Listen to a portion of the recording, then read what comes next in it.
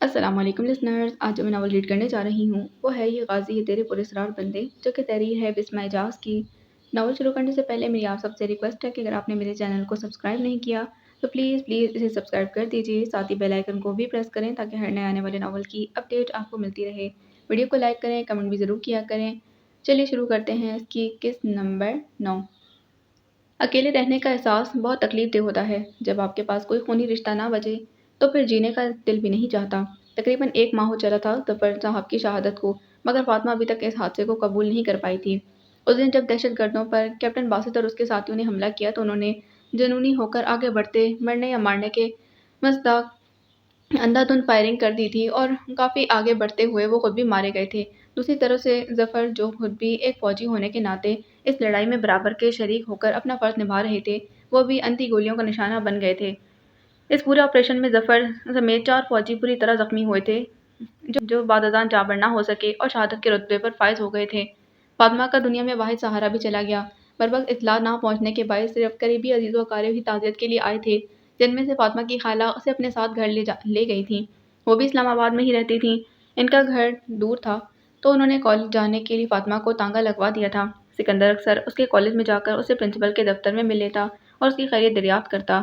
वक़्त थोड़ा-सा मज़ीद सरका तो सेकंड ईयर के इम्तिहान करीब आ गए। पेपर में 10 दिन रह गए तो स्टूडेंट्स ने आना कम कर दिया था और घर बैठकर तैयारी करने को तरजीह दी। फ़ातिमा का दिल ख़ाला के घर में अब तक नहीं लगा था, इसीलिए वो कॉलेज आ जाती थी। इन्हीं बेकल से दिनों में से एक दिन सिकंदर चला आया। फ़ातिमा, मुझे आपसे बात करनी है। वो दोनों इस वक्त प्रिंसिपल के हाउस में ही बैठे थे। जी, बोले। फ़ातिमा ने सर झुकाए कहा। वो बहुत खामोश हो गई थी। सिकंदर ने दुख से उसकी जानिब देखा। वो बहुत बहादुर फ़ातिमा, जिससे वो वाकिफ़ था, वो तो जैसे कहीं खो गई थी। मेरा ख्याल है कि आप अभी तक सर ज़फ़र के दुख से बाहर नहीं निकली। किसने कहा मुझे बाबा का दुख है? उसने सिकंदर की बात काटी। सिकंदर ने सवालिया अंदाज में उसे देखा, जैसे पूछ रहा हो तो किस बात का दुख है? मुझे अपना दुख है, किसी के जाने से। दरअसल हम उसके लिए गमगीन नहीं होते, हम अपने लिए दुखी होते हैं। इंसान है ना, तो खुदगर्जी से सोचते हैं फलां शख्स हमारी ज़िंदगी से चला गया तो हम अकेले पड़ जाएंगे, जबकि हकीकत तो ये है कि मरने वालों का शोक तो सिर्फ चंद दिनों का ही होता है, मगर दुख की चादर लपेटे ताउम्र अपने लिए अफसोस कर रहे होते हैं, क्योंकि हम इनके बगैर जीना नहीं सीखते। एक गहरी सांस भरकर वो उदासी से गोया हुई। मैं अपने लिए अफसरदा हूँ कि अब मुझे प्यार करने वाला, मेरी हर बात मानने वाला, मेरा दोस्त जैसा बाप नहीं रहा। मैं अपने लिए दुखी हूँ कि अब मेरी फ़िक्र करने वाला कोई नहीं। मुझे अपने लिए अफ़सोस होता है कि इस ज़ालिम दुनिया के सर्द व गर्म से मुझे बचाने वाला सहारा अब इस दुनिया में नहीं रहा। मैं अपने लिए परेशान रहती हूँ कि बाप के बगैर बेटी को कोई नहीं पूछेगा। मैं बाबा के लिए खुश हूँ कि वो बहुत अच्छी जगह पर हैं, मगर मैं अपने लिए दुखी हूँ कि मैं जगह पर हूँ जो बाप के बगैर बहुत बुरी है, बहुत बुरी।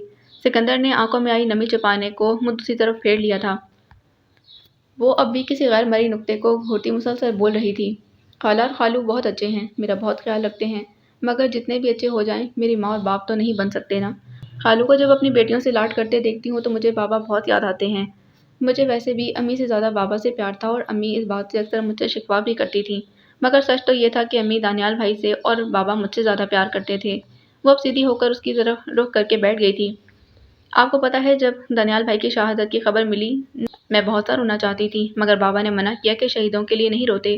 फिर जब अम्मी भी भाई के पीछे चली गईं, तो तब मैं बहुत रोई थी और मुझे एहसास हुआ कि अम्मी के बगैर नहीं रह सकती।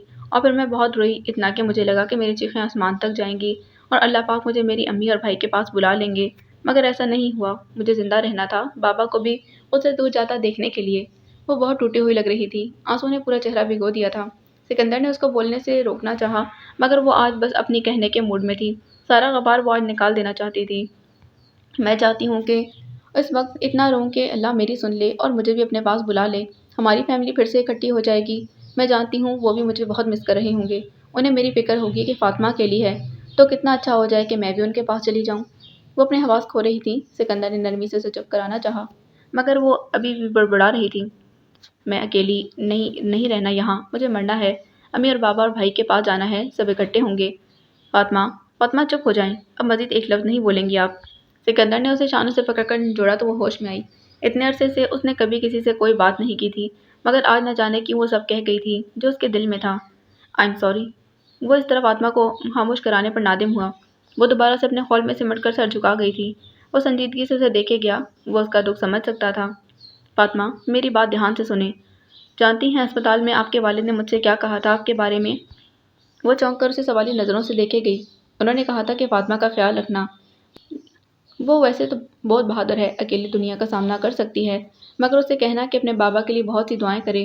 آپ دعا کریں ان کے لیے بھی، اور خاص طور پر اپنے لیے بھی۔ اپنے لیے؟ اس نے لب واق کے سرگوشی سے کی۔ ہاں، اپنے لیے صبر اور استقامت مانگے۔ آپ کو اسی لیے سکون نہیں ہے کہ آپ نے اللہ سے دعا نہیں کی۔ آپ خود غرضی سے بس اپنے بارے میں سوچ رہی ہیں۔ یہ بھول گئی ہیں کہ آپ کے رونے کی وجہ سے آپ کے بابا کی روح کو تکلیف ہو رہی ہوگی۔ فاطمہ کا دل جیسے کسی نے مٹھی میں دبا لیا۔ ندامت کے آنسو اس کی آنکھوں کو گیلا کرنے لگے۔ یا اللہ مجھے صبر دے اور بابا کو جنت۔ اس کے دل سے بے اختیار دعا نکلی۔ کچھ منٹ یوں ہی خاموشی سے گزر گئے۔ اپنے آپ کو سنبھالتے ہوئے اس نے سکندر کو مخاطب کیا۔ آپ کو کوئی ضروری بات کرنی تھی شاید؟ ہاں، وہ دراصل مجھے بتانا تھا کہ میں نے آرمی کے لیے اپلائی کیا ہے۔ پیپرز کے بعد ٹریننگ کے لیے چلا جاؤں گا۔ فاطمہ کو خوشگوار حیرت ہوئی۔ کیا واقعی؟ لیکن آپ کیوں جا رہے ہیں آرمی میں؟ آپ کو تو کوئی شوق نہیں تھا آرمی میں جانے کا۔ وہ پراسرار انداز میں مسکرایا۔ کیونکہ میں نے سر ظفر سے وعدہ کیا تھا کہ آپ کا خیال رکھوں گا، اس لیے جا رہا ہوں آرمی میں۔ فاطمہ کو اس کی منطق سمجھ نہ آئی۔ وہ لچ کر رہ گئی۔ اس وعدے کا آپ کے آرمی جانے سے کیا تعلق؟ وہ اپنی جگہ سے اٹھ کھڑا ہوا، جھیپے انداز میں جھجکتے کہنے لگا۔ ایک دفعہ انہوں نے باتوں ہی باتوں میں بتایا تھا کہ فاطمہ کی خواہش ہے وہ کسی فوجی سے شادی کرے، تو کیا آپ میرے لیے؟ فاطمہ کا منہ حیرت سے کھل گیا۔ الجھن سے بات ادھوری چھوڑ کر سکندر کی جانب دیکھا۔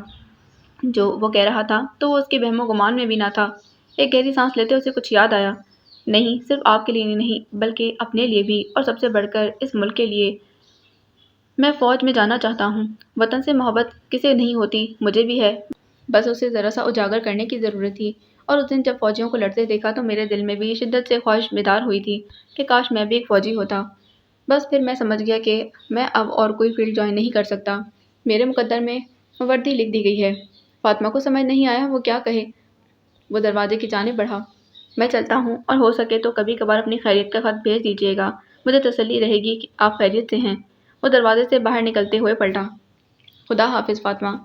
خدا حافظ۔ نہ چاہتے ہوئے بھی وہ نم آنکھوں سے اسے الوداع کہہ گئی۔ فاطمہ نے انٹر کرنے کے بعد BA میں ایڈمیشن لے لیا تھا۔ زندگی بہت حد تک ایک معمول پر آ چکی تھی۔ انہی دنوں اس سے کرنل شہیر ملنے آئے تھے۔ وہ اس کے بابا کے دوست تھے۔ عرصے بعد آبائی شہر لوٹے تو اپنے عزیز دوست کی وفات کی خبر ملی تھی، تو وہ فاطمہ سے تعزیت کرنے آئے، اور اس پہلی ملاقات میں ہی وہ انہیں اپنے بیٹے میجر ظہیر کے لیے پسند آ گئی تھی۔ اب وہ وقتاً فوقتاً فاطمہ کی خیریت دریافت کرنے آتے رہتے تھے۔ سکندر کا مہینے 2 مہینے بعد اکثر خط آتا رہتا۔ ان دونوں میں اب ایک مانوس سا تعلق قائم ہو چکا تھا، ایک بے نام سا رشتہ، ایک بے نام سا احساس جسے وہ کوئی نام دینے سے قاصر تھی۔ لیکن ہاں، اب اسے سکندر کے خط کا لاشعوری طور پر انتظار رہتا۔ فاطمہ کا جوابی خط صرف چند جملوں پر ہی مشتمل ہوتا، جیسے میں ٹھیک ہوں، پڑھائی بھی اچھی جا رہی ہے، تم کیسے ہو، ٹریننگ کیسی جا رہی ہے، اور کبھی کبھی تو 2-3 اور فکروں کا اضافہ ہو جاتا جو ہونے والے کسی حالیہ واقعے کی طرف اشارہ کرتے، جیسے پچھلے دنوں خالہ کی طبیعت کچھ ٹھیک نہیں تھی، یا میرا BA پارٹ 1 کا رزلٹ بہت اچھا آیا ہے، یا پھر کبھی کبھی کرنل شہیر کا ذکر کر دیتی کہ جب کبھی وہ ملنے آتے۔ فاطمہ کے برعکس سکندر کا خط کافی طویل ہوتا۔ ہر خط میں وہ ٹریننگ سخت ہونے کا شکوہ تو لازمی کرتا۔ آج کوئی 4 ماہ بعد اس کا خط آیا تھا۔ فاطمہ نے بے چینی سے خط پڑھنا شروع کیا۔ السلام علیکم۔ تمہارا خط پڑھ کر تسلی ہوئی کہ تم ٹھیک ہو۔ میں بھی یہاں خیریت سے ہوں، اور ٹریننگ کا تو مت پوچھو۔ ایسے لگتا ہے جیسے میں کوئی جیتا جاگتا انسان نہیں۔ صبح صبح کالج ٹائم سے بھی پہلے اٹھا دیتے ہیں، اور اتنا دوڑاتے ہیں کہ حد نہیں، بھاگ بھاگ کر ٹانگیں شل ہو جاتی ہیں۔ کہاں میں جاگیردار کھانے پینے والا انسان، اور کہاں میس کا کھانا جو کبھی کبھار خود بھی بنانا پڑتا ہے۔ میں نے فوج کو بہت ہلکا لیا تھا، لیکن اب ٹریننگ کر رہا ہوں تو پتہ چل رہا ہے کہ ایک عام انسان سے کمانڈو بننے کا عمل اتنا آسان نہیں ہوتا، جان مارنی پڑتی ہے۔ اماں اور ابو تو یہی کہتے ہیں کہ اتنی بڑی جاگیر کے تم اکلوتے وارث ہو، کیوں تکلیفیں جھیلتے ہو، سب چھوڑ دو اور واپس آ جاؤ۔ مگر ان کو کون سمجھائے کہ ان تکلیفوں، ان زخموں میں بھی ایک الگ ہی سرور ہے۔ جب جب کوئی چوٹ لگتی ہے تب لگتا ہے کہ جیسے یہ مٹی مجھے مضبوط بنا رہی ہے۔ خیر، میں بھی اپنی باتیں لے کر بیٹھ گیا۔ تم مجھ سے پڑھنا، کیونکہ سر ظفر کی خواہش تھی کہ تم ایک بہت اچھی استاد بنو۔ اپنی خالہ کو میرا سلام دینا۔ خدا حافظ۔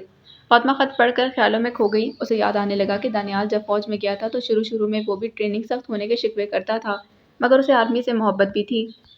سکندر بھی کچھ عرصے بعد ٹھیک ہو جائے گا، لیکن وہ اس کے ماں باپ کے لیے دکھی تھی۔ ایک فوجی کی فیملی کیسے جدائی کا عذاب جھیلتی ہے وہ بخوبی واقف تھی۔ وہ گاؤں کا سب سے بڑا گھر تھا، لوگ اسے حویلی کے نام سے بلاتے تھے، نوکر چاکر بھی تھے، اور تو اور پورے گاؤں میں وہ واحد گھر ایسا تھا جہاں بلیک اینڈ وائٹ TV تھا، اور لینڈ لائن فون بھی تھا جس پر سارے گاؤں والے اپنے رشتہ داروں کا فون سنتے تھے۔ اس گھر میں صرف 2 بوڑھے میاں بیوی رہتے تھے۔ شام ہوتے ہی گاؤں بھر کے بچے ٹی وی دیکھنے چلے آتے۔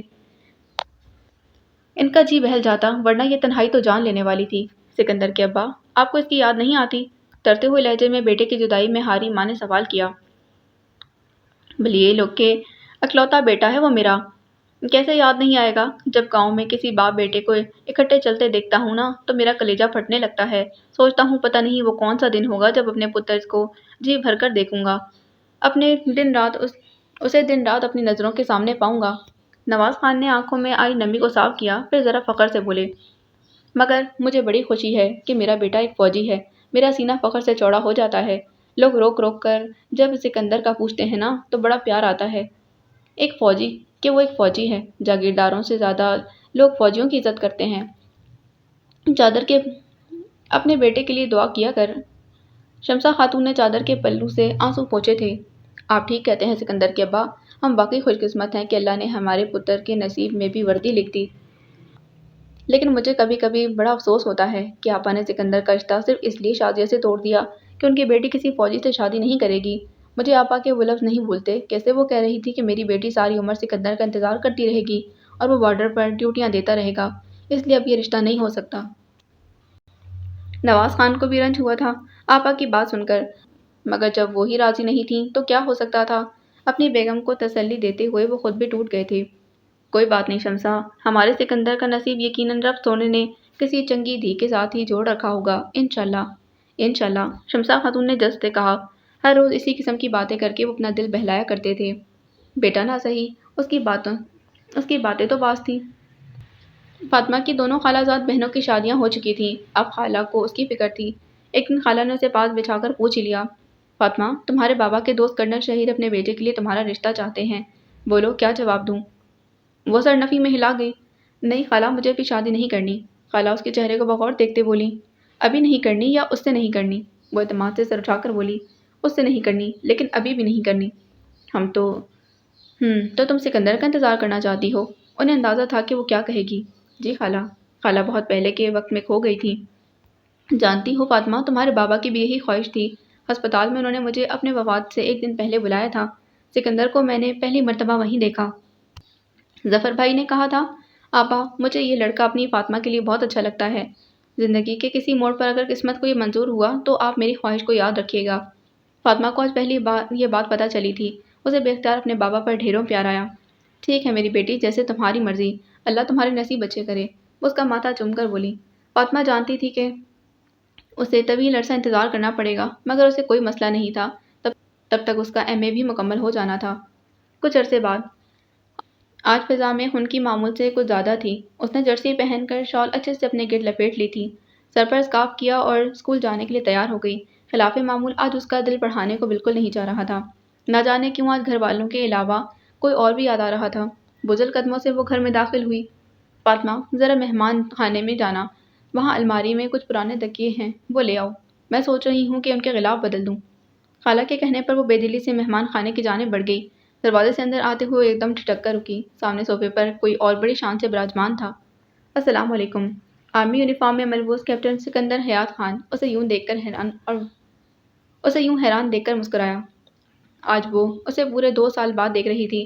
پہلے کبھی کبھار وہ چھٹیوں پر آتا تھا تو اس سے مل کے خیریت دریافت کر لیتا تھا، مگر ٹریننگ مکمل ہونے کے بعد جب اس کی پوسٹنگ بارڈر پر ہوئی تھی تب سے وہ بہت مصروف ہو گیا تھا، اور گزشتہ 1 سال سے تو اس کا کوئی خط بھی نہیں آیا تھا اور نہ فون، اور اب اچانک اسے اپنے سامنے دیکھ کر بے انتہا خوشی ہوئی تھی۔ وعلیکم السلام کیپٹن۔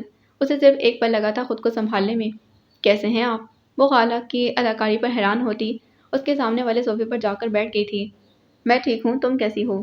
میں بھی۔ کچھ پل خاموشی سے بیت گئے تھے۔ فاطمہ، مجھے آپ سے ایک ضروری بات کرنی ہے۔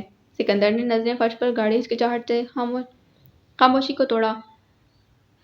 وہ دونوں بھی عجیب تھے، خطوط میں ایک دوسرے کو تم کہہ کر مخاطب کرتے تھے، اور جب 2 سال بعد سامنا ہوا تو آپ کہنا ہی مناسب لگا۔ جی بولیے، میں سن رہی ہوں۔ یہ خالہ کدھر رہ گئی؟ ابھی تک آئی کیوں نہیں؟ اسے یوں اکیلا بیٹھنا بہت عجیب لگ رہا تھا۔ سکندر نے ہچکچاہٹ سے نظریں جھکاتے کہا، فاطمہ ظفر، کیا آپ مجھ ناچیز سے شادی کرنا پسند کریں گی؟ فاطمہ تھوڑی حیران ہوئی۔ آپ کے پرپوز کرنے کا انداز انتہائی غلط ہے۔ میں کسی ناچیز سے نہیں بلکہ ایک فوجی سے شادی کرنا پسند کروں گی۔ सिकंदर के बरक्स वो पुरएतमाद थी और अब शौक नज़रों से उसे घूरते हुए पसल कर रही थी। अच्छा ठीक है, सिकंदर ने गहरे सांस लेकर खुद को कंपोज किया और दोबारा से कहने लगा, मिस फातिमा ज़फ़र, क्या आप कैप्टन सिकंदर हयात खान से शादी करना पसंद करेंगी? क्योंकि ये ना सिर्फ मेरी बल्कि आपके वालिद मरहूम की भी ख्वाहिश थी। फातिमा की आंखों में नमी झलकी। पता है वो तुम्हारा बहुत जिक्र करते थे, मैं जेलस होने लग जाती थी और मैं हमेशा उनसे कहा करती थी मैं एक फ़ौजी से ही शादी करूंगी और वो मुझे। उसने आंखों में आए आंसू साफ किए। इतना अरसा गुजर चुका था फिर भी ऐसे लगता है जैसे कल की बात हो। उसने भीगे लहजे में बात मुकम्मल की। मुझे कहते थे फातिमा शर्म करो, मैं तुम्हारा बाप हूँ, और मैं हंसते हुए कहती आप मेरे दोस्त भी तो हैं ना। फातिमा भी अफसरदा, सिकंदर भी अफसरदा हो गया। वो भी इस हौलनाक दिन की याद में खो गया था। तुम्हें पता है सर ने अपनी आखिरी सांसों में क्या कहा था? मुझे पता है, उन्होंने कहा था कि फातिमा का ख्याल रखना। तुमने बताया तो था। वो फीका सा हंसी। सिकंदर ने अब की बार बराह रास्त उसकी आंखों में देखा। हाँ लेकिन उन्होंने कुछ और भी कहा था। वो क्या? उसने चौंक कर पूछा। वो गुलूगीर लहजे में बताने लगा जो आज तक नहीं बताया था। उन्होंने कहा था कि सिकंदर तुमने देख लिया ना कि फ़ौज कैसे जान हथेली पर रखकर मुल्क की हिफाजत करती है। मेरी ख्वाहिश है कि तुम भी आर्मी में जाओ। इस मुल्क को तुम जैसे जाबाजों की ज़रूरत है। तुम मेरे मुल्क की हिफाजत करना। वो एक लम्हे को रुका और मैं साकित रह गया कि आखिरी वक्त पर भी उनको अपने मुल्क की फ़िक्र थी। वो दोनों अपनी अपनी जगह पर खामोश और अफसरदा हो गए। सिकंदर ने खुद पर ज़ब्त किया और उसका ध्यान बटाने के लिए शोर मचाने वाले अंदाज में कहने लगा, फातिमा ये गलत बात है, तुमने मेरे प्रपोजल का जवाब नहीं दिया। जल्दी जल्दी बताओ हाँ या ना, क्योंकि ना की गुंजाइश नहीं। फातिमा ने अब्रोच काकर उसे देखा। कैप्टन ज़्यादा फैल रहे हैं आप, लेकिन चूंकि आप मेरे वतन के मुहाफ़िज़ हैं तो अपने मुल्क की खातिर मैं आपसे शादी करने का सोच सकती हूँ। वह मुंह फुलाकर उठ खड़ा हुआ। अगर मुल्क की खातिर शादी करनी थी तो कर्नल शहीद के मेजर बेटे से कर लेती ना। वो खिलखिला कर हंसी थी। इनकी शादी हो चुकी है, वरना सोचा जा सकता था, लेकिन आप भी बुरे नहीं हैं तो तो खाला से मज़ीद बात करें ना। मुझसे तो पूछ लिया आपने। वो पुरएतमाद अंदाज में कहती दरवाजे की जानिब बढ़ी। वो इत्मीनान से दोबारा बैठते हुए मज़े से बोला, बात तो मेरी अम्मा और अब्बू तुम्हारी खाला से उनके कमरे में बैठ कर रहे हैं। तुमसे पूछने वाला फरीज़ा मैंने निभा दिया, तो अब उनको जाकर अपनी रजामंदी दे दो जल्दी से। वो हैरानी से पलटी। इतनी तेज़ी इतनी तेज़ी की उसे हरगिज़ तवक्का नहीं थी। अरे वाह, मैं क्यों जाकर अपनी रजामंदी दूँ? तुमने दादी अम्मा वाला फरीज़ा निभाया है तो खुद जाकर बताओ। वो हंसते हुए अपने कमरे की जानिब बढ़ गई। सिकंदर के ख्याल में अब सब ठीक था, मगर किस्मत को तो कुछ और ही मंजूर था। फातिमा के नसीब में हिजर का भी तो थोड़ा हक था ना। चांद मेरी ज़मीं, फूल मेरा वतन, मेरे खेतों की मिट्टी में लाले यमन, मेरे मुल्ला लहरों के पाले हुए, मेरे दहका पसीनों के ढाले हुए, मेरे मजदूर इस दौर के कोहकन, चांद मेरी ज़मीं, फूल मेरा वतन। बॉर्डर पर हालात दिन ब दिन ज़्यादा कशीदा हो चुके थे। एल एलओसी पर आए दिन गोलाबारी होती रहती थी। इन दिनों मुल्क दुश्मन एजेंट्स की सरगर्मियां भी बढ़ चुकी थीं। आईएसआई की इतलात के मुताबिक सियालकोट बॉर्डर के नज़दीकी गांव में दहशतगर्दों की मौजूदगी का इम्कान था। आज रात फौज का वहां खुफिया ऑपरेशन का इरादा था। ये मिशन मेजर सिकंदर की निगरानी में तय पाना था। अभी चंद दिनों पहले ही तो उसकी बेटी पैदा हुई थी और उसी दिन इसकी प्रमोशन भी हुई थी और अब कैप्टन से मेजर बन चुका था। वो हमेशा किसी भी ऑपरेशन पर जाने से पहले घर वालों से राब्ता ज़रूर करता था। अभी फ़ोन किया तो फातिमा की आवाज़ कानों से टकराई। अस्सलाम वालेकुम, कैसी हो फ़ाती? वालेकुम अस्सलाम, ठीक हूँ मैं बिल्कुल। फातिमा ने लहजे में बशाशत पैदा करते हुए कहा, वरना दिल तो कर रहा था कि उसकी आवाज़ सुनते ही रोना शुरू कर दे।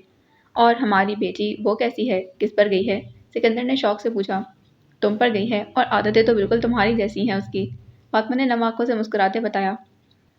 ये बताओ उसका नाम क्या माहीन रखा है? तुम्हें बहुत पसंद था ना वो नाम। सिकंदर का बस नहीं चल रहा था कि अपनी बेटी के हवाले से ढेरों बातें पूछे। फातिमा ने बमुश्किल अपने आप को रोने से रोका। इसको सिकंदर के लिए दुख हो रहा था कि उसकी बेटी 10 दिन की हो चुकी थी और अब तक उसने उसे देखा भी ना था। नहीं, बल्कि उसका नाम दुआ रखा है। मैं जानती हूँ तुम्हें ये नाम बहुत पसंद था। फिर मेरी बेटी का पूरा नाम दुआ फातिमा माहीन होगा, ठीक है ना? सिकंदर ने तायीद चाही थी। हाँ ठीक है। अच्छा सुनो, सिकंदर ने सरगोशी भरे अंदाज में उसे पुकारा। फातिमा को मालूम था वो क्या कहेगा। फातिमा, आज रात हम एक बहुत अहम मिशन पर जा रहे हैं। तुम दुआ करना। हमेशा की तरह फिर कहूँगा कि ज़िंदगी और मौत तो अल्लाह के हाथ में है। तुम ये याद रखना कि तुम एक शहीद की बेटी और शहीद की बहन हो, और अब अगर अल्लाह तुम्हें एक शहीद की बीवी के रुतबे पर नवाज दे तो तुम बहुत खुशकिस्मत होगी। और हाँ, मैं रहूँ ना रहूँ, मेरी बेटी को भी तुम वतन से मोहब्बत का सबक ज़रूर पढ़ाना। अच्छा ठीक है, तुम जैसा कहोगे वैसा ही। आंसुओं ने उसको बात मुकम्मल ना करने दी। दूसरी जानिब सिकंदर भी ज़ब्त के कड़े मराहिल से गुजर रहा था। अम्मा और अब्बू से बात करवाओ, उन्हें भी खुदा हाफिज़ कह दूँ। اچھا ہولڈ کرو، میں ان کو بلا کر لاتی ہوں۔ وہ اماں اور ابو کے کمرے کی جانب بڑھ گئی تھی۔ ان کو سکندر کے فون کا بتا کر وہ اپنے کمرے میں بڑھ گئیں۔ اس میں اتنی ہمت نہیں تھی کہ آنسو بھرے شکوے سنے۔ اپنے اکلوتے بیٹے کو اس طرح موت کی باہوں میں دینا کب اتنا آسان ہوتا ہے؟ سکندر کے نصیب میں مادر وطن کا دفاع لکھ دیا گیا تھا۔ اس نے بہت سے مشن کامیابی سے پائے تکمیل پہنچائے تھے، جن میں سے ایک بھارتی جاسوسوں کے خلاف تھا، اور وہ ایجنٹس بھی پکڑے گئے تھے جن کی وجہ سے سالوں پہلے بوائز کالج پر حملہ ہوا تھا۔ سکندر کے دل سے جیسے بوجھ سرک گیا تھا۔ جب سے اس نے آرمی جوائن کی تھی، یہی خواہش تھی کہ اس حملے کے موجب لوگوں کو کیفر کردار تک پہنچائے، مگر سالوں پہلے وہ ایجنٹ پاکستان سے جا چکے تھے اور اب پھر سے وہ کوئی گھناؤنی سازش کرنے آئے تھے اور پکڑے گئے۔ سکندر خوش تھا کہ اس نے ان شہداء کا حق ادا کر دیا۔ اب اس کی پوسٹنگ کراچی میں ہو چکی تھی، جہاں دہشت گردی روز بروز بڑھتی جا رہی تھی۔ اب وہ مہینے 2 مہینے بعد گھر کا چکر ضرور لگا لیتا۔ انہیں مصروف دنوں میں اسے ISI کی طرف سے ایک سیکرٹ مشن میں شامل کیا گیا۔ پھر تو اکثر ہی ایسا ہونے لگا۔ اب وہ فوج سے زیادہ ISI کے مشنز میں شامل رہتا۔ اس دفعہ 1 ہفتے کی چھٹی ملی تو وہ بے تابی سے گھر کے لیے روانہ ہوا، جہاں اس کی 2 بیٹیاں بھی اب اس کا انتظار کرتی تھیں۔ فاطمہ کی مصروفیت بڑھ چکی تھی۔ دعا کے بعد آنیہ کی پیدائش سے اس کی ذمہ داریوں میں اضافہ ہو چکا تھا۔ دعا آنیہ سے 3 سال بڑی تھی اور اب وہ اسکول جانا شروع ہو چکی تھی۔ فاطمہ اپنی بیٹیوں کی پرورش بہت اچھے خدود پر کر رہی تھی۔ ایسے میں دعا کے اسکول سے شکایت ملی کہ دعا نے اپنی کلاس کے کسی بچے سے لڑائی کی ہے۔ اس سلسلے میں انہوں نے سکندر اور فاطمہ کو اسکول بلایا تھا۔ اتفاق سے ان دنوں سکندر چھٹی پر گھر آیا ہوا تھا۔ وہ دونوں اسکول گئے تو پتہ چلا کہ دعا نے واقعی لڑائی کی ہے اور مارنے میں بھی اسی نے پہل کی تھی۔ مسٹر اینڈ مسز سکندر، یہ پہلی اور آخری دفعہ ہے۔ امید ہے آپ اپنی بیٹی کو اچھے سے سمجھائیں گے، کیونکہ یہ لڑائی جھگڑا ہمارا اسکول افورڈ نہیں کر سکتا۔ پرنسپل نے کافی سختی سے بات کی تھی۔ وہ دونوں بھی ابھی تک بے یقین تھے کہ دعا ایسا کر سکتی ہے۔ گھر آ کر سکندر نے بڑے پیار سے دعا سے پوچھا، دعا بیٹا، آپ نے اس بچے کو کیوں مارا؟ بابا، وہ حامد، وہ گندا بچہ تھا، جواباً وہ منہ بنا کر بولی۔ دعا، تھپڑ کھاؤ گی مجھ سے؟ سیدھے سیدھے بتاؤ کیوں مارا تھا اس کو؟ اب کہ فاطمہ نے اسے سختی سے ڈانٹ کر پوچھا تو رونے لگی۔ سکندر نے اسے چپ کروانا چاہا تو فاطمہ نے آنکھ کے اشارے سے منع کیا۔ جلدی بتاؤ دعا۔ ماما، وہ حامد گندا بچہ ہے۔ ٹیچر نے کہا کہ سب سے پیارا ملک پاکستان ہے، تو وہ بولا ٹیچر جھوٹ بولتی ہیں، پاکستان پیارا نہیں ہے، کشمیر زیادہ پیارا ہے۔ وہ روتے ہوئے ہچکیوں سے بتا رہی تھی۔ پہلی دفعہ فاطمہ کو غصے میں دیکھا تھا۔ چلو میرا پیارا بیٹا، رو نہیں، اور بابا کو بتاؤ کہ پھر کیا ہوا؟ سکندر نے پیار سے پچکارا تو وہ چپ ہوئی۔ پھر بابا، میں نے کہا کہ نہیں، پاکستان زیادہ پیارا ہے، تو اس نے پتہ ہے کیا کہا؟ کیا؟ سکندر نے دلچسپی سے پوچھتے ہوئے اب اسے اپنی گود میں بٹھا لیا تھا، جبکہ فاطمہ باپ بیٹی کو آپس میں مصروف دیکھ کر اب کچن میں کھانا بنانے چلی گئی تھی۔ سکندر کے ماں باپ عمرے پر گئے ہوئے تھے اور آنیہ سو رہی تھی۔ پورے گھر میں صرف دعا کے پٹر پٹر بولنے کی آواز گونج رہی تھی اور کچن تک آ رہی تھی۔ وہ بڑے مزے سے بتا رہی تھی، بابا، اس نے کہا کہ تم گندی ہو اور تمہارا پاکستان بھی گندا ہے، میں اچھا ہوں، میرا کشمیر بھی اچھا ہے۔ پھر مجھے بہت غصہ آیا کیونکہ اس نے آپ کو برا کہا، اس لیے۔ سکندر نے اس کی بات مکمل کرتے پوچھا، نہیں بابا، اس نے نفی میں سر ہلایا، اس نے میرے پاکستان کو گندا بولا، اس لیے میں نے اس کو تھپڑ مارا تھا، بس۔ بابا، میں نے ٹھیک کیا نا؟ بس؟ سکندر نے حیرانی سے اسے دیکھا، جو معصومیت سے آنکھیں پٹپٹاتے اپنے باپ کو دیکھ رہی تھی، جیسے شاباشی لینا چاہتی ہو کہ اس نے بالکل صحیح کیا۔ سکندر نے سنجیدگی سے اس کو دیکھا اور گود میں اٹھا کر اپنے سامنے بٹھا لیا۔ دعا میرا بیٹا، دیکھو اس طرح کسی کو مارنا بہت بری بات ہے، اللہ تعالیٰ ناراض ہوتے ہیں۔ وہ تھوڑی دیر سوچنے لگی، پھر الجھن سے بولی، لیکن بابا، ماما کہتی ہیں کہ پاکستان کے برے لوگوں کو مارنا اچھی بات ہے، آپ بھی تو ایسا کرتے ہیں نا؟ سکندر نے فاطمہ کو مصنوعی خفگی سے پکارا۔ اچھا، تو میری بیٹی کو بگاڑنے والی آپ ہیں؟ ہاں بالکل، اب آپ آ گئے ہیں نا تو سدھار کے دکھائیں اسے، اپنے باپ سے 4 ہاتھ آگے ہے یہ۔ فاطمہ نے وہیں سے ہانک لگائی۔ وہ اب دعا کی جانب گھوما اور ذرا سختی سے بولا، اینڈ یو دعا، نیکسٹ ٹائم ایسا نہیں ہونا چاہیے۔ اوکے بابا، وہ منہ پسوڑتے بولی۔ سکندر نے دوبارہ اس کو اٹھا کر اپنی آغوش میں بھینچ لیا تھا اور گال پر پیار کیا۔ کچھ یاد آنے پر اس نے دعا کو مخاطب کیا، اب ایک مزے کی بات بتاؤں اپنی دعا کو؟ یس آف کورس بابا۔ تو سنیں بابا کی جان کہ کشمیر کوئی ملک نہیں ہے بلکہ سٹی ہے، جیسا کہ ہمارا سٹی ہے اسلام آباد، اور کشمیر بھی پاکستان کا پارٹ ہے۔ دعا کچھ لمحے بات کو سمجھنے کی کوشش کرتی رہی، پھر کھلکھلا کر ہنسنے لگی۔ او نو بابا! وہ سکندر کی گود سے اتر کر کھڑی ہو کر پیٹ پر ہاتھ رکھ کر برے طریقے سے ہنس رہی تھی۔ بابا، وہ حامد بیچارہ، اس کی فری میں پٹائی کر دی میں نے۔ اسی وقت سکندر کو یونٹ سے کال آئی تو وہ سنتے ہوئے وہاں سے اٹھ گیا تھا۔ دعا وہیں زمین پر بیٹھ کر ہنس رہی تھی۔ میجر سکندر اب سیکرٹ ایجنٹ کے طور پر اپنی وفاداریاں نبھا رہا تھا۔ امریکہ ان دنوں افغانستان پر قابض ہونے کی کوششیں کر رہا تھا، ساتھ ہی وہ پاکستان کو بھی اپنے قابو میں کرنے کی کوششوں میں تھا، لیکن ISI اور فوج کے ہوتے ہوئے ایسا ممکن نہیں تھا۔ ابھی اس بات کا بھی امکان تھا کہ CIA कहीं रॉ के साथ मिलकर पाकिस्तान को नुकसान न पहुंचा दे। जब से 1998 में पाकिस्तान एटमी ताकत बना था, तब से दुनिया वालों की नज़रों में पाकिस्तान का वजूद खटकने लगा था। इसीलिए दुश्मन अब बराह रास्त लड़ने की बजाय अंदरूनी साजिशों से पाकिस्तान को कमज़ोर करना चाहता था। ये जनवरी 2007 की एक सर्द शाम थी। ISI और सीक्रेट एजेंट की खुफिया मीटिंग एक खुफिया ठिकाने पर हो रही थी। दो एजेंट्स पहले से ही मुल्क से बाहर थे और इनकी तमाम रिपोर्ट के मुताबिक मुल्क का अमन और अमान खतरे में था। इसीलिए फौरी मीटिंग बुलाई गई थी। इस मीटिंग में 3 और एजेंट्स को अमेरिका, इंडिया और अफगानिस्तान भेजने का फैसला किया गया था। बिलाशुबा ये बहुत कठिन फैसला था इन एजेंट्स के लिए, जिन्हें गैर मुअय्यना मुद्दत के लिए अपनों से कटकर दियार गैर में अपने मुल्क की खातिर जाना था। एक दोहरी शनाख्त के सहारे जीना था। एक पल को तो इनको अपने अपने ख़ानदान वालों का ख्याल आया, मगर फिर वतन की मोहब्बत और फ़र्ज़ हावी हो गया। मीटिंग ओवर हो चुकी थी। पीछे सिर्फ गहरा सकूत और खामोशी थी, इंतहाई खामोशी जो हैरत से इस जगह को देखते हुए, जहाँ कुछ देर पहले सब मादरे वतन के मुहाफ़िज़ बैठे हुए थे, सोच रही थी। ये कैसे ये कैसे लोग हैं कि इनको अपनी घर और जान ख़ानदान से बढ़कर अपना वतन अजीज़ है। ये इंसान नहीं है क्या? इनके सीने में दिल नहीं है क्या? ये पत्थर दिल तो नहीं, इनके पास जज्बात भी हैं या नहीं? कैसे बेहिस, और इनके अपने बीवी बच्चों का, माँ बाप का, बहन भाइयों का बिल्कुल ख्याल नहीं, जो ये इतनी आसानी से इनसे दूर जा रहे हैं।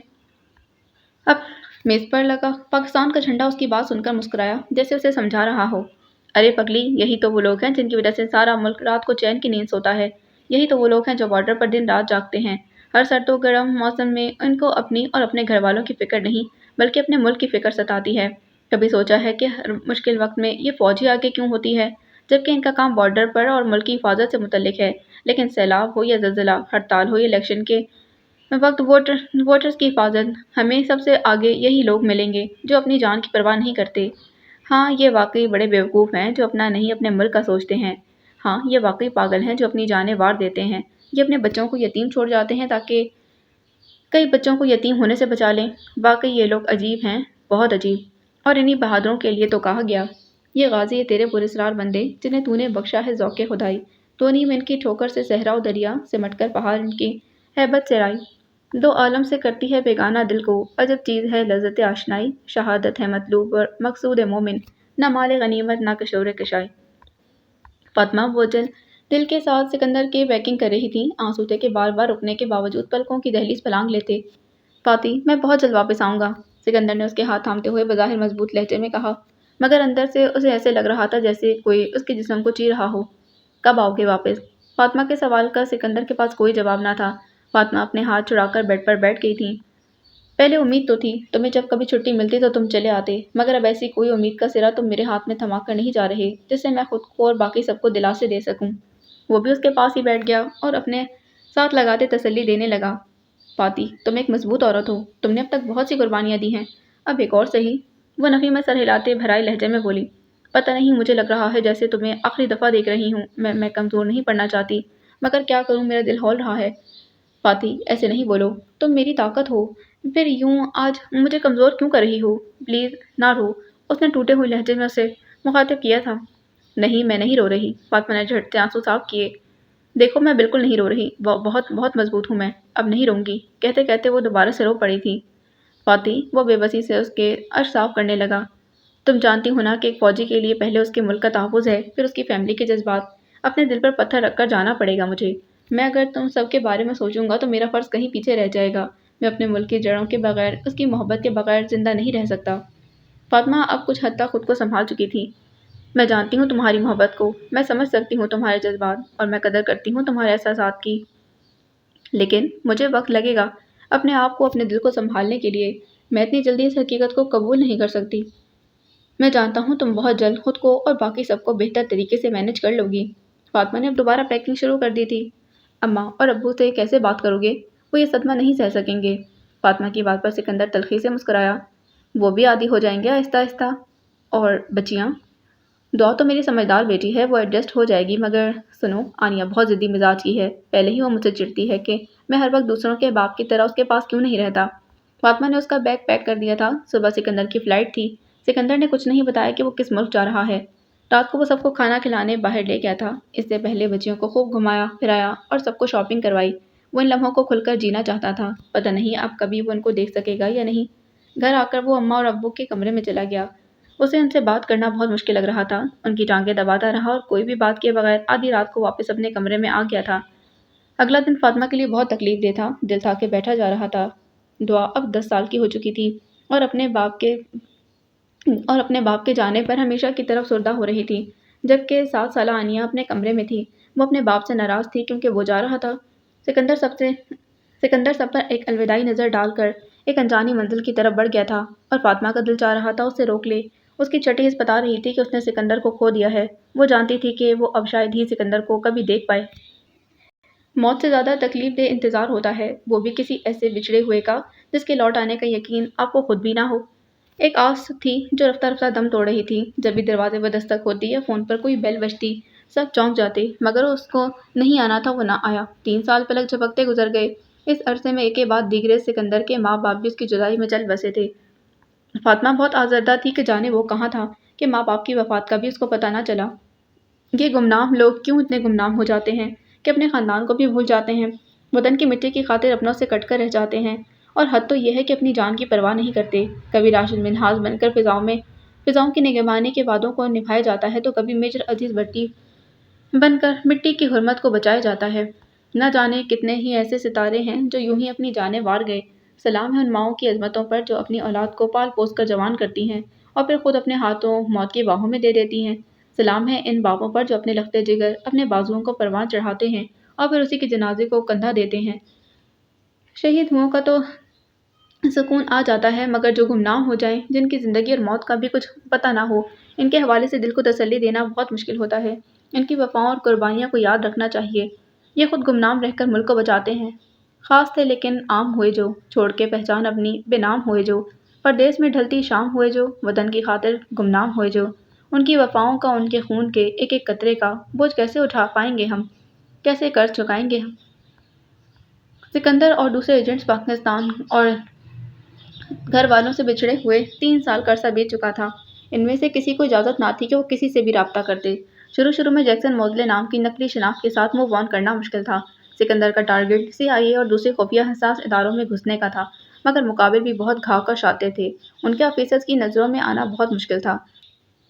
इस मकसद के लिए उन्हें इन बार्स और नाइट क्लब जाना पड़ता था, जहाँ उनके किसी एजेंट की मौजूदगी का ज़रा भी इम्कान होता। वहाँ वो खुद को अमरीकी मुहिब वतन ज़ाहिर करता और पाकिस्तान के खिलाफ बोलता। 2 साल पहले मगर वो नज़रों में आ चुका था। वो बखूबी जानता था कि उसके शुरू दिन से ही निगरानी की जा रही है, इसीलिए वो बगैर अपने हेडक्वार्टर राब्ता किए बस अपने मिशन पर फोकस कर रहा था। हसास इदारे एक निचले ग्रेड के ऑफिसर तक अब सिकंदर की रसाई हो चुकी थी। आहिस्ता आहिस्ता वो आला हकाम तक रसाई करने की भरपूर कोशिश कर रहा था। ये तो पहली कामयाबी थी, अभी तो बहुत कुछ करना बाकी था। सिकंदर के गुमनाम होते और उसके माँ-बाप की वफ़ात के बाद फातिमा के ससुरालियों की आंखें बदलने लगीं। पहले ढके-छुपे, फिर खुलेआम फातिमा को वहाँ से निकलने का अंदिया सुनाया जाने लगा।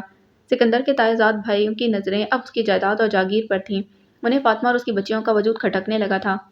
कहाँ हो तुम सिकंदर? दूसरों की हिफाजत का सोचते-सोचते तुम अपने घर की हिफाजत से गाफिल हो गए हो। फातिमा ना चाहते हुए भी इस तरह के शिकवे करने पर मजबूर हो जाती। दुआ 15 साल की थी और मैट्रिक के इम्तिहान देने वाली थी, जबकि उससे छोटी आनिया 13 साल की थी। फातिमा चाहती थी कि उसकी बेटियां मजबूत बनें, उन्हें किसी के सहारे की आदत ना हो। दुआ को तो फातिमा ने उसके बाप के मुतालिक सब कुछ बता दिया था, मगर आनिया से अभी सब कुछ छुपा लिया गया कि वो अभी बच्ची थी, जबकि वो माँ बेटी इस हकीकत से अनजान थी कि आनिया के जहन में बाप के खिलाफ नफरत पल रही थी। वो आखिरी दफ़ा मुझे मिले बगैर चले गए, जबकि वो जानते थे कि मैं उनसे नाराज़ हूँ, मगर उन्होंने मेरी ज़रा परवाह नहीं की, और वो भी अभी तक लौट कर नहीं आए। आनिया बस यही सोचती रहती थी कि उसका बाप एक बुरा आदमी था जो इन बहनों को और उनकी माँ को छोड़कर चला गया था। फातिमा हर सूरत अपने ससुरालियों के सामने डटे रहना चाहती थी। अब तक वो उनका सामना कर रही थी, मगर एक दिन जब उसकी दोनों बेटियों की जान पर बन गई तो उसे मजबूरन जायदाद के कागजात पर दस्तखत करने पड़े थे। इसके बाद इन बेटियों को उनके साजो सामान धक्के देकर घर से बेघर कर दिया गया।